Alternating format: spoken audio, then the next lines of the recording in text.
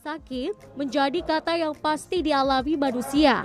Berbagai cara untuk mengobati penyakit dan menjaga kesehatan ditempuh sesuai dengan ketertarikan dan kepercayaan masing-masing.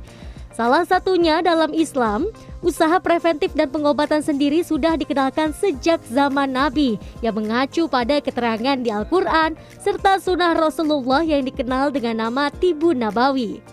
Dokter dan praktisi herbal Agus Rahmadi menjelaskan, untuk menjaga agar tubuh tetap sehat dan membantu menyembuhkan penyakit, Nabi Muhammad menganjurkan untuk mengkonsumsi habatus sauda. Dikenal dengan nama jintan hitam atau dalam bahasa latinnya Nigella sativa, habatus sauda memang memiliki beragam kandungan yang bisa membawa manfaat baik untuk tubuh. Namun memang hingga saat ini habatus sauda sendiri masih dalam uji manfaat, belum uji klinis. Habatus sauda juga ternyata memiliki zat aktif seperti nigelon, timoquinone. Itu ternyata zat aktif yang memiliki efek imunomodulating. Imunomodulating itu artinya bikin imunnya itu menjadi lebih baik, meningkatkan sistem imun gitu ya.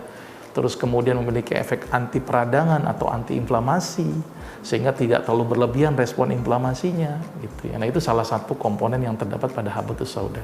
Dan ternyata habatus sauda banyak komponen yang bisa mengobati banyak kasus penyakit. Asma itu cukup bagus dengan habatus sauda gitu ya. Diabetes. Kenapa level uji manfaat? Karena zat aktifnya banyak. Satu tanaman tuh banyak zat aktif. Tapi kalau obat kan satu zat aktif saja. Nah, itu yang kadang-kadang kita sulit mendeteksi zat aktif mana yang berperan dari habatus sauda ini untuk kasus ini. Karena banyaknya jenis zat dalam habatus sauda, sebaiknya tak kala mengkonsumsi habatus sauda dapat dikonsultasikan juga dengan dokter. Selain habatus sauda, metode bekam juga jadi pilihan sebagian masyarakat. Bukan hanya di Arab dan Indonesia, di Tiongkok pun sejak dulu sudah ada terapi pengobatan alternatif bekam. Dr. Agus mengatakan, manfaat bekam secara umum adalah mengeluarkan cairan interstisial sisa-sisa metabolisme tubuh yang dapat bermanfaat untuk menurunkan kolesterol, asam urat, hingga hipertensi. Sementara menurut Dr. Adia Sari dari Klinik Sehat Serpong, terdapat titik-titik yang harus diperhatikan saat melakukan bekam. Bekam bisa dilakukan di bagian kepala, leher, pundak, punggung, dan titik keluhan. Namun harus dilakukan oleh ahli terapi bekam. Terdapat juga titik-titik yang dilarang seperti titik lipatan atau sendi, lubang alamiah, hingga pembuluh darah yang berdenyut.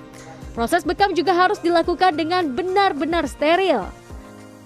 Selain itu, tidak semua orang bisa melakukan bekam. Hanya yang dalam kondisi sehat seperti tekanan darah normal, gula darah tidak tinggi yang bisa melakukan bekam. Maka dari itu, terdapat proses pengecekan kesehatan sebelum melakukan bekam. Pertama, pasti kita lihat dari tensinya dulu. Yang hipotensi, tensi batas rendah 90/60 kita tidak perbolehkan untuk bekam karena khawatirnya terjadi shock hipovolemik.